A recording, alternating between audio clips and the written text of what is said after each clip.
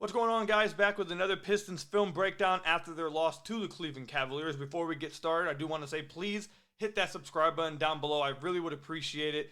One of the best ways to support me, obviously. So, again, I would really appreciate if you guys hit that subscribe button down below. We're going to have film breakdowns after each one of the Pistons regular season games. And I'll probably also have a multitude of different breakdowns in between days, on off days as well. So, we're going to be having content all year long. So, hit that subscribe button down below. The Pistons lost this game to the Cleveland Cavaliers, but it wasn't all bad. I want to start off with two plays that I really liked from this game that stuck out to me that while I was watching immediately was like, oh yeah, I want to talk about that play. But then I also want to get into the stretch of where I think the Pistons really lost this game. They turned the ball over way too much. Obviously, that was a big contributing factor. But despite that, they were in the game still, and I think there was one stretch of the game that really just sank any of their chances and really lost them the game. So let's go ahead and get into it. I have two plays that I really like first before we get into that stretch of bad plays. So here you're going to have Evan Mobley pushing the tempo, bring the ball up the court. He's going to come around like he's about to give Darius Garland a DHO, but Darius Garland's going to hit Jaden Ivey with the back door, and Jaden Ivey's going to get beat right here. So Darius Garland goes back door. Jaden Ivey gets beat. By the way, Evan Mobley looked really impressive in this game, but anyways. All right, so Darius Garland beats him back door. This now forces Jalen Duren to rotate over. Now, last year, a lot of times Jalen Duren would have just let this go. He would just let this go, and Garland would just get easy layup. But one of the things we have seen at times for Duren so far through two games is his improved awareness around the rim and his activity as a rim protector. So he's going to challenge Garland here. However, if you've watched Pistons basketball for quite a while now, one of the things that really scares Pistons big men that they've had that when they're trying to develop them as rim protectors is if I go after this shot, who's going to have my backside? And if I go after this shot, someone else is going to go get the rebound. And that oftentimes scares them from trying to go after shots. So here, you're going to have Duren challenge. You need weak side corner to tag down and take away the dump off of the rebound, which is what Cade's going to do right here. Perfect rep by Duren and Cade. Cade comes down, takes that dump off away from Duren, turnover for Darius Garland. That's exactly what needs to happen every single time. Duren comes over and challenges. Someone has to have his backside. Cade rotates down from the corner.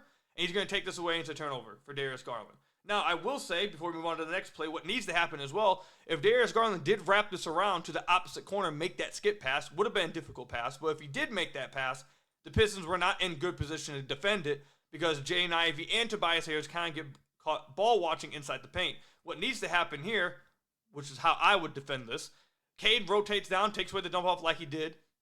Tobias Harris was guarding Evan Mobley, so I'd have Tobias rotate down to this corner, and then Jaden Ivey take away the pass to the top of the key. You get that rotation around. You also could have Jaden Ivey, you could do an X closeout and have Jaden Ivey go to the corner and have Tobias go back up top.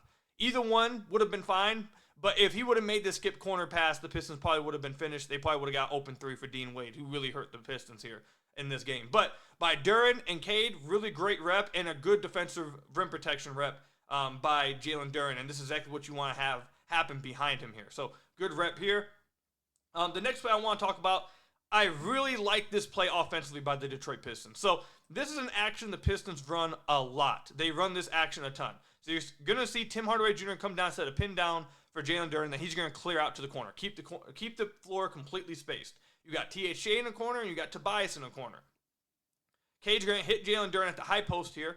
Now, what the Pistons usually do here, there's a few different actions that they run off of this, but I haven't seen this one too much.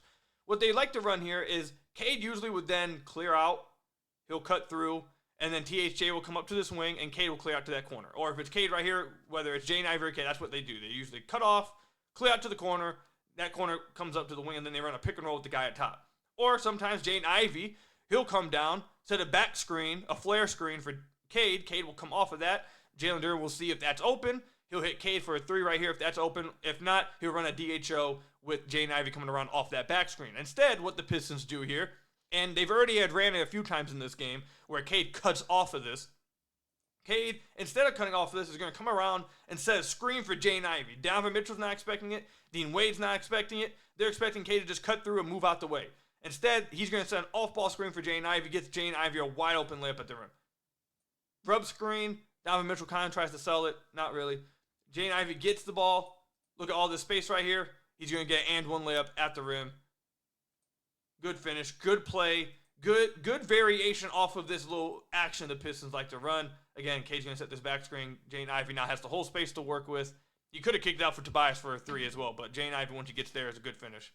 All right, so look, here's the stretch of the game that I really thought lost the Pistons the game. Now, the score is 79-83.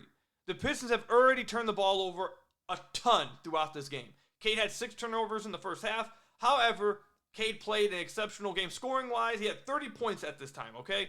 The Pistons were getting back into this game. Cade had 20 of their 24 points in this quarter.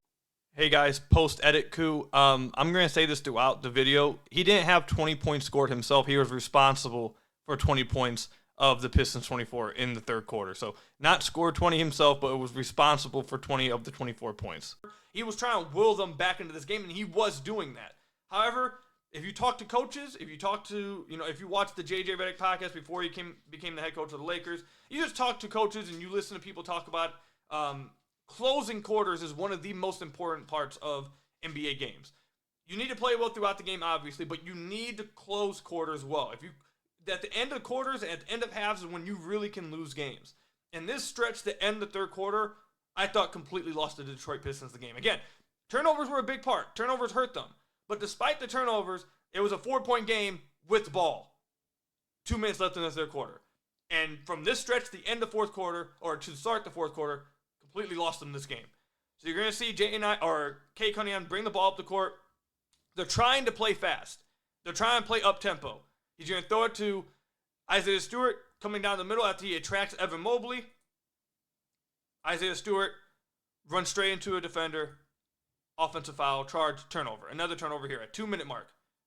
Now, I don't know if I would have passed this ball to Stu, because Stu just isn't a great roller and great player attacking the rim. So I don't know if I would have thrown this pass. But despite that, you can't just run straight into the defender.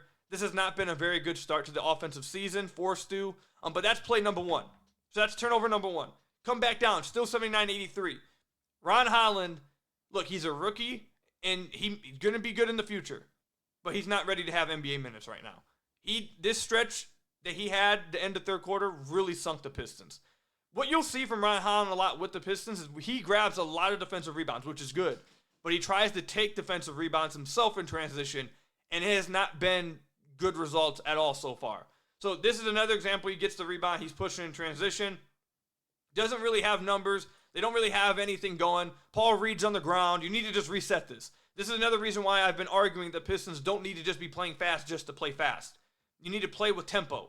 And you have no numbers here. So Ron Holland's going to force the issue anyways. Shot off the side of the backboard. All right, so that's another rough possession. 2 back-to-back rough possessions for the Detroit Pistons. So then you're going to go to the next play here. The score is now 79-86. The Cavs have now hit a 3 on the other end. 79-86 here. Cade's going to dribble the ball. He's going to take it baseline. Evan Mobley's going to rotate down. Completely take this away.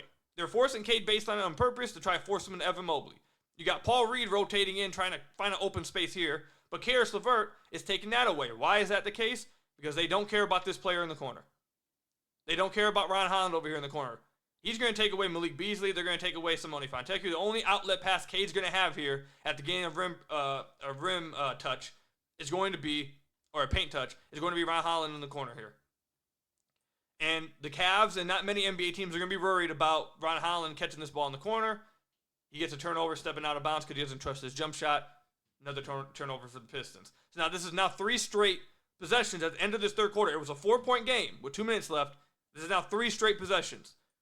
This is now the next defensive possession. Right after all those back-to-back possessions from Ron Holland, he comes down, fouls Donovan Mitchell, and 1 pull-up. So now, in just a matter of 1 and 15 seconds, the Pistons had this at a 4-point game. In a matter of 1 and 15 seconds of gameplay, they've went from down 4 to they're about to be down 10 with 3 straight turnovers. This stretch killed them. This stretch is what lost them the game. And now, we're not finished yet. Cade's going to come up here.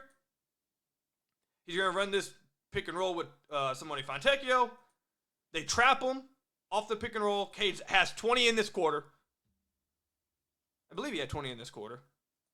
He has 30 points at this point either way. He's going to get trapped. He's going to throw it back out to Simone Fontecchio. Simone Fontecchio has not had a good start to this season at all either. Right here, the Cavs do a real good job of rotating here. You got Evan Mobley. They're going to do an X closeout or an X rotation over here. You got Mobley rotating out to take away THJ. And then Yang's going to come sprint down to take away Paul Reed. So you'd think that this pass would be the one easily open. No, Mobley's coming out to take that away. Simone Fontecchio instead is going to force this shot all the way to the rim. He goes up on 2 players. He's going to try to dump it off to Paul Reed here. It's a turnover. Cavs go out in transition. The Pistons end up down 12 off of this play right here. They're going to come down and score, and the Pistons are going to be down by 12 going into the fourth quarter. At the beginning of these clips, let's go back. At the beginning of these clips, the game is a 4-point game with 2 minutes left in the third. The Pistons are soaring. Cade's going on attack. That's with 2 minutes left. Not even 2 minutes go by, they're down by 12. This stretch right here lost the Detroit Pistons the game. I'm not trying to put this game on any singular person, but this stretch was horrific stretch. Ron Holland is going to be good in the future, but he probably is not ready to be getting NBA minutes at this time. Simone Fontecchio has not had a good start to the season, and neither have Isaiah Stewart. This stretch to end you got to close quarter strong, and this quarter right here just absolutely destroyed the Pistons and sank any chance they had of winning this game.